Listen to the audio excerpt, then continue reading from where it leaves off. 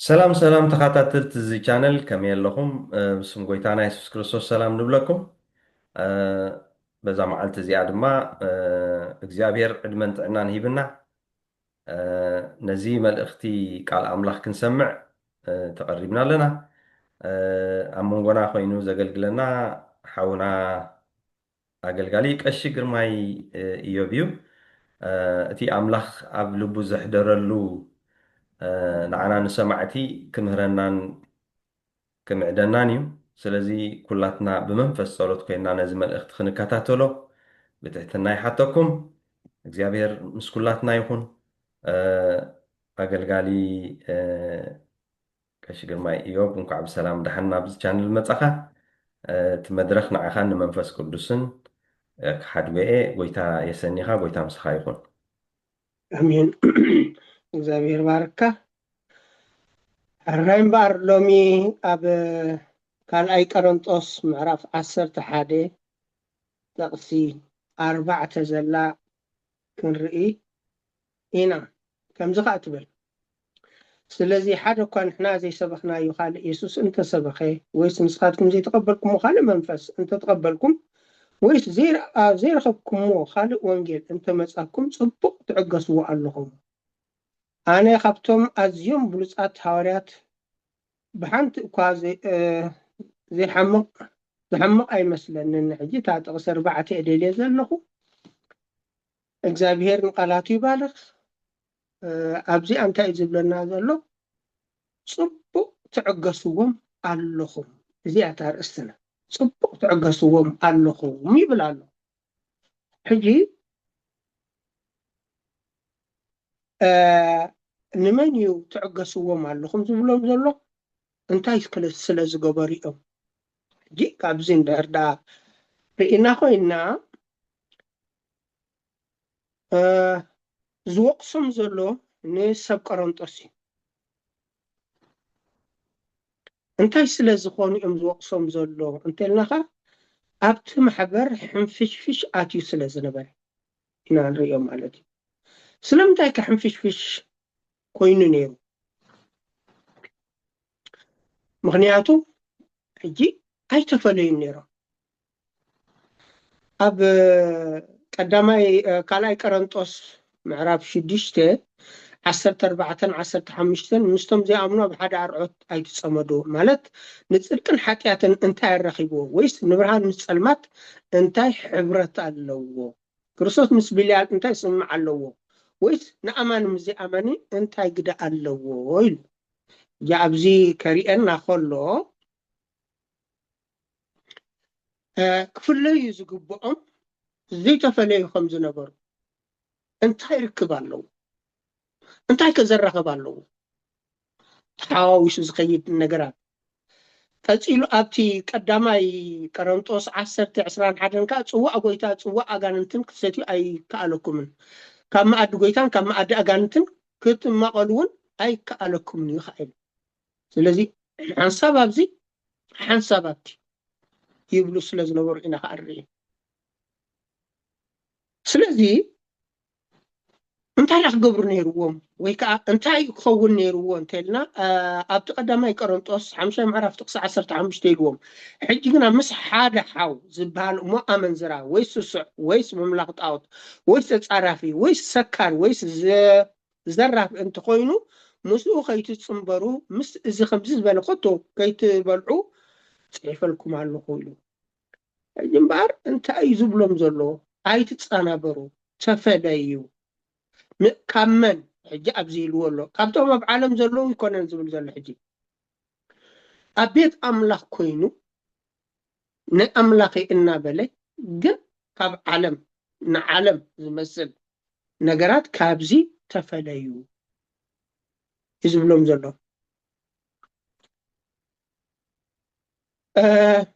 እዞም ሰባት እዚኣቶም እዞም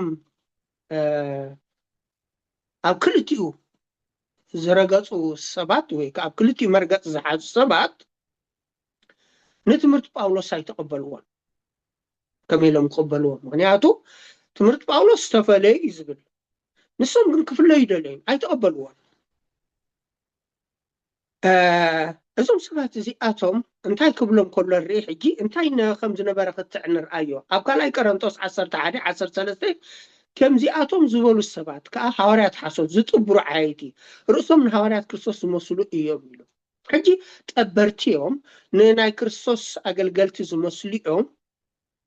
ግን እንታይ ንዕሩ ዕላምኦም ወይ ከዓ እቲ ናቶም መርገፂኦም እንተኢልና ከዓ ኣብ ቀዳማይ ቆሮንጦስ 4ይ ምዕራፍ ካብ 8 ክሳብ 10 ከንብብ ድሮ ፀገብኩም ድሮ ሃብቶምኩም ብጀካና ነገስኩም ንሕና እውን ምሳኻትኩም ምእንቲ ክንነግስ ወሸለ ነጊስኩም ኣምላኽና ኣነ ሐዋርያ ድሕሪ ኩላቶም ኮይንና ከምቶም ሞት ተፈርዶም ከም ዝነበርና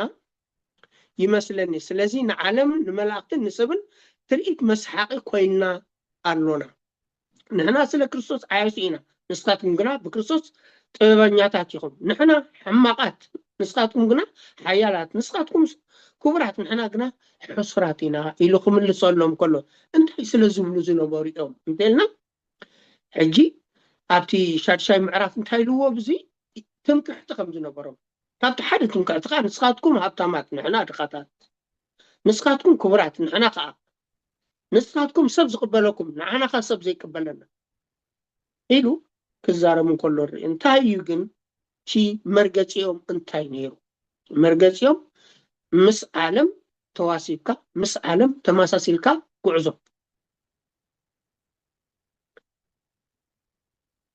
እዚ ከምዚ ዝመሰለ ህይወት ካብ 1 ክሳብ 4 ዘሎ ምዕራፋት እንተሪእና ኣብ ንሕድሕዶም ኣነ ናይ ኣጵሎስ ኣነ ናይ ጳውሎስ ኣነ ናይ ኬፋ ኣነ ናይ ክርስቶስ እናተባሉ ክፈላለዩ ጀመሩ ኣካይዶኦም ዝንዓቅ ዝነበረ መፅረፊ ክርስቶስ ዝኾኑ ዝነበሩ ከም ዝነበሩ ንርኢ ስለዚ ክቡራት ኣሕዋት ጥዑይ ህይወት ካብ ጥዑይ ርክብ ምስ ኣምላኽ ጥዑይ ርክብ ምስ ኣምላኽካ ካብ ጥዑይ ትምህርቲ ወይ ከዓ ጥዑይ ትምህርቲ ቃል ኣምላኽ ዝተሰይ እዞም ሰባት እዚኣቶም ይዓዩ ዶ ነይሮም ወይ ዓዩ ነይሮም ይምስክሩ ዶ ነይሮም ወይ ምስክሩ ነይሮም ይምህሩ ዶ ነይሮም ወይ ይምህሩ ነይሮም لعلن تحتني يبلو دنيرهم هو يبلو نيرهم أبنت كوننا عجي أبقال أي تيميتوس سالساي معرف حمشتن شوحاتن كم زيلون تم ملك عملو خزلوهم نتحايلو بناس كحدوه ناب أبايت هروب النابلو حاجات بزمل أنن بوزح تمني زدفاء كل ساعة زمارانا في التضحك بس حقنا كوتو زي كالن أنست زمارو خابزي أتوم يمو كابزي أتومون رحاقيلو كما يلوه مالو حجي ملك عملو خلوه نتحايل قنا خحدوه يمسكروا عيب حفارات يكونن أبايت روق لهم يعطوهم حاجات زمان أنا بوزحت من الزدفاء أنك كل جزء زمهرة بحق نجاح خبز حزيك لا زمارخو كم زيهم زبالي يومين بقى اسم كم زيهم زبالو يوم نبت كريستيان حاجة جنياتات مغنياتو نتوانجيل زي ناتو ويكا زي النابو بقى كم زنبب يقبروا والله እዞም ሰባት እዚኣቶም ስለምንታይ ከም ዝወዲቖም ኣብ ምስ ዓለም ምፅንባር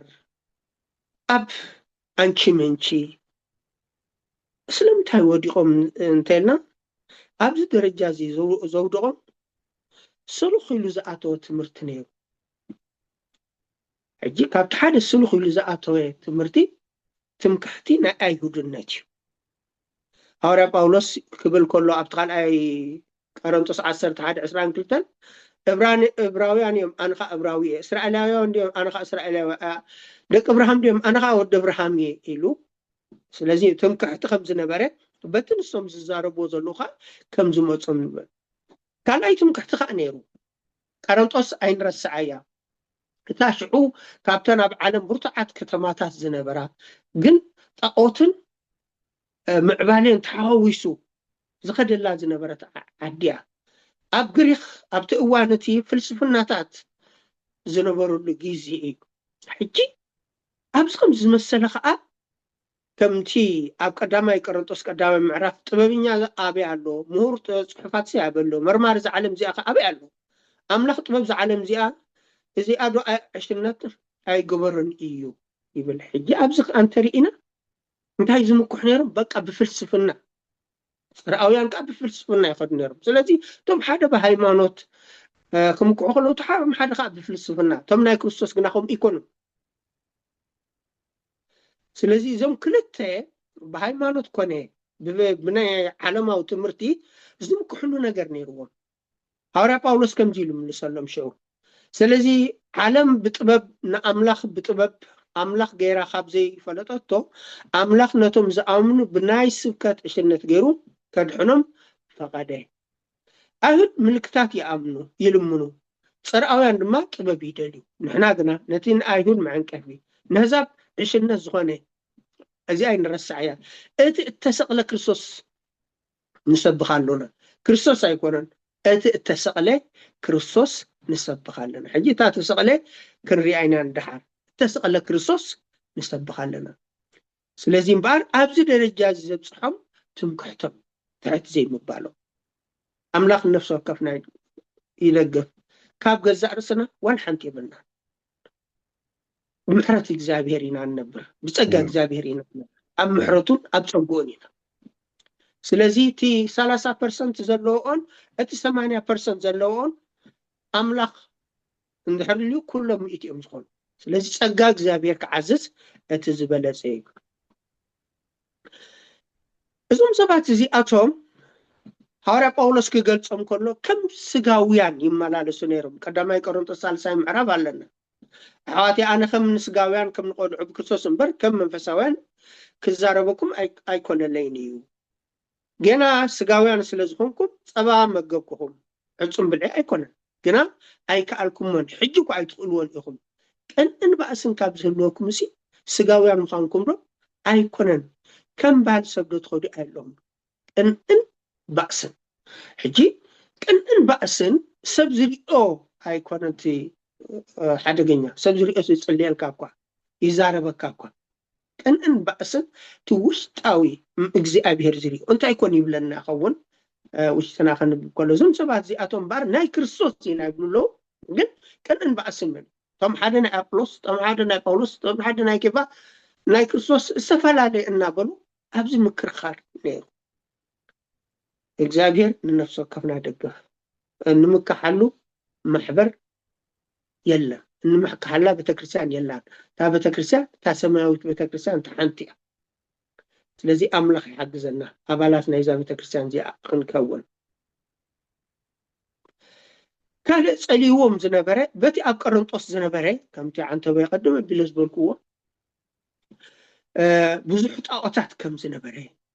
ኣብ ቀዳማይ ቆሮንጦስ 7 ምዕራፍ ኢሉና ኣሎ ገሊኦምስ ኣብ ክርስትና መፅዮምስ ጣዖት ከም ዘሎ ሓሲቦምስ ስጋ ከይበልዑ ናይ ጣዖት ኢሎም ዝፈርሑ ነይሮም ስለዚ ካብ ፍርሑ ኮነ ሓራ ይወፁ ድሒኖም እኳ ስለዚ እዚ ከዓ እቲ መሰረታዊ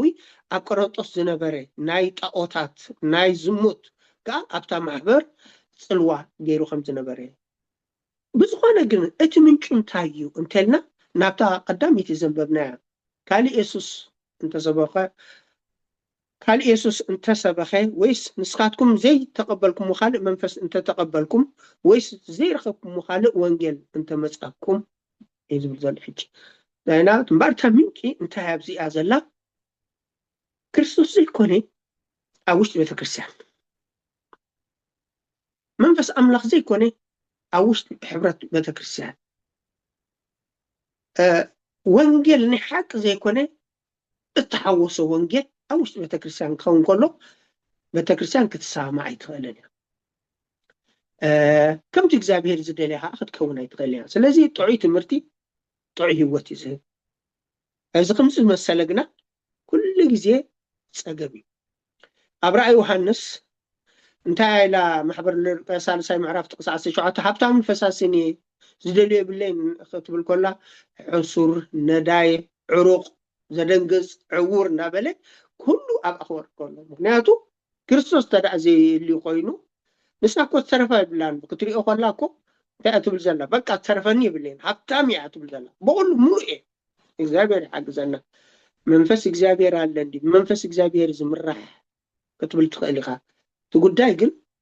ምስክርነት ናይ ውሽጣዊ ወይ ከዓ ምስክርነት ናይ መንፈስ ቅዱስ ምስክርነት ናይ ኣምላኽ ኣለካ ድዩ ወሳኒ ስለዚ እዛ ማሕበር ከምኡ ትብል ነይራ ግን ከምኡ ይኮነትን ነይራ ስለዚ ካብዚ ዝተለዓለ ከዓ ዝመባኣስ እዚ ነይሩ ብዙሕም ዝበኣሱ ነይሩ ንጣውታት ተሰውእ ንብላዕ ዶ ይንብላዕ መርዓ ከመይ ይኹን እንታይ እዩ ዝሙት እንታይ እዩ ውህበታት እንታይ እዩ ኣምልኾ ክሽፈን ኣለዋ ዶ ኣይትሽፈንን ብዙሕ ስጋብ ሕጂ እውን እዚ ነገራት እዚ ኣሎ ኮነን ይብል ኣሎ ግንታ ምክንያታ እንታይ እያ እቲ ናይ ሓቂ ክርስቶስ እንተደኣ ኣምሊኽና እቲ ናይ ሓደ ሓቂ መንፈስ እንተደኣ ኣልዩና እቲ ናይ ሓቂ ወንጌል ሒዝና እንተደኣ ኣልዩና ዘይንሰማምዓሉ ምክንያት ዋላ ሓደ የለ ዘይሰማምዓና እዚ ጥራይ እዩ ስለዚ ኢልዎ ኣብቲ ራእይ ዮሃንስ ካልኣይ ምዕራፍ ጥቕሲ 5 እምበኣርሲ ካበይ ከም ዝወደቅካ ዘክር ኢሉ በቃ ካበይ ከም ዝወደቅካ ነይሩ እኳ እዩ ናይ ኣምላኽ ነይሩ እዩ ግን ኣብ ላዕሊ እኳ እዩ ነይሩ ካበይ ከም ዝወደቅካ ዘክር ክብል ከሎ ዶ እምበኣር እዚ ከምዚ ዝመሰለ ህይወት እዚ ከምዚ ዝመሰለ ኣምልኾ እዚ ከምዚ ዝመሰለ ትምህርቲ ፀገም መምፅእ ኣሎ እንታይ ይፀገም ኣብ ቀዳማይ ቆሮንጦስ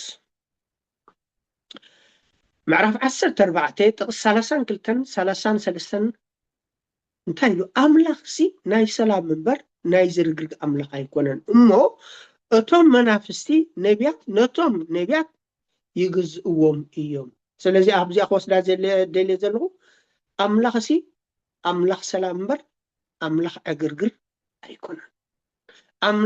ኣምላኽ ሕብረት እምበር ኣምላኽ ምፍልላይ ኣይኮነን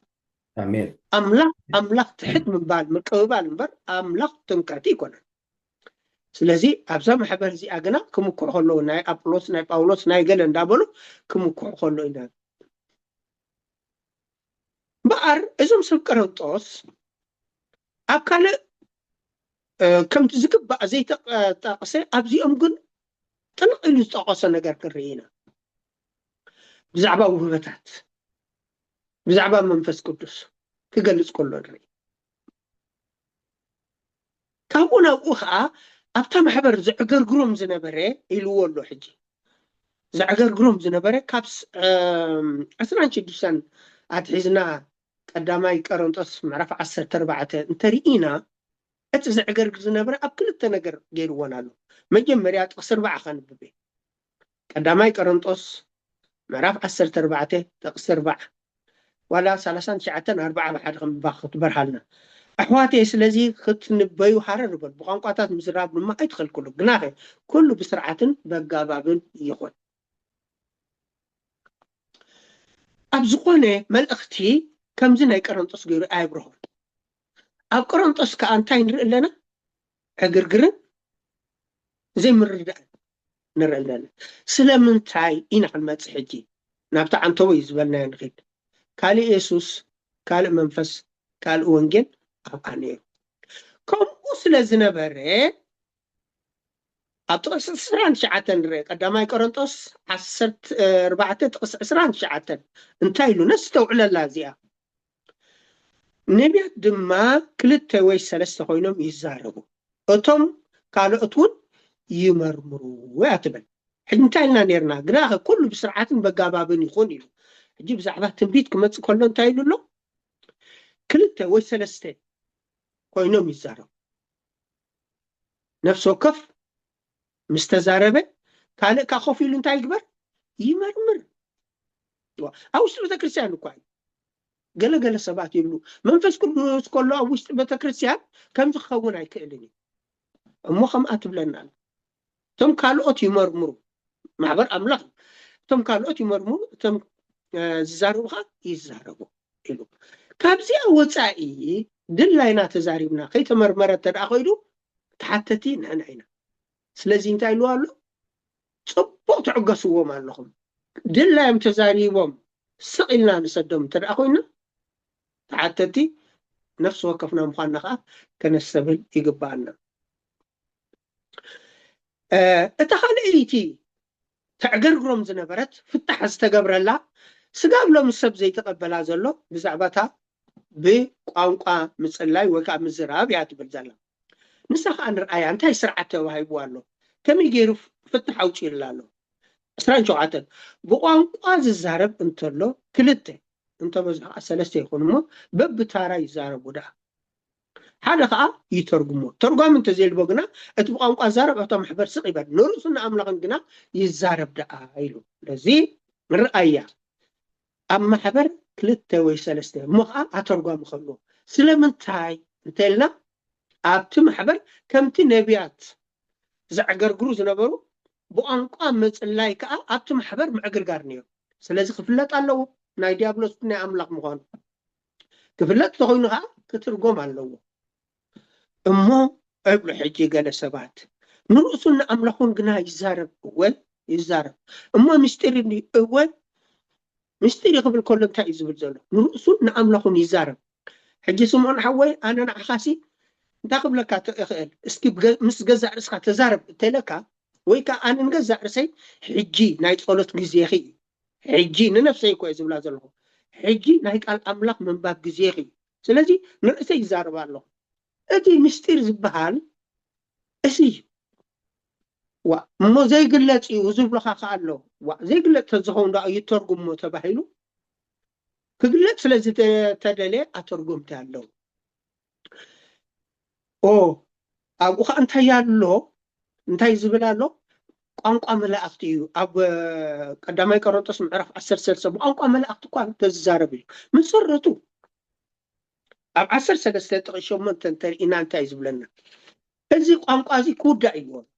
ቋንቋ መላእክቲ ኣይውዳእን ኣስተውዕልና ኣላ ደለና ሸሞንተ ቀዳማይ ቆሮንቶስ 13 ሸሞንተ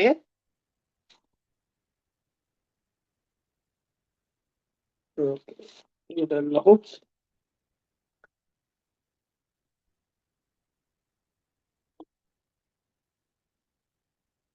فقري كنت اي كنت قارصينا تنبيت انتلو نسخ السعار مزرا قانقاطات انتلو نسخ ودا حجي نرأيها مزرا قانقاطات انتداليس نسخ وداي قانقا ملاقت خوداي دحر من تاكزارو ملا ስለዚህ አጽይና نرايو ካል ካዝብል ዘሎ ቋንቋ ዋና እንዳበለና ምስጢር ዋ ምስጢር ተኮይኑ እኮ ባዕልቱ ወንጌል ምስጢር እቲ ምስጢር ከዓ ክንገልጽ ተዋሂብና ዘሎ እቲ ምስጢር ከዓ ኣተርጎምቲ ዘድልይዎ ዘሎ ስለዚ ኣብዚ ፍታሕ ተገይሩሉ ከሎ ንፍታሕ ዘይ ምቕባል ንማሕበር ስጋብ ክንደይ ይዕኑ ከም ዘሎ ከነስተውዕሎ ይግባአና እዩ ንሓዛ ዝብል ዘለኹም ምስጢር እዩ እወ ምስጢር ንስኻ ንገዛእ ርእስኻን ንኣምላኽን ኢሉሎ ካብዚ ወፃኢ ግና ኣንጻር ስርዓት እዩ ዘይቶም ዘዕገርግሩ ዝነበሩ ካብዚ ወፃኢ እንታይ ገይሮም እዩ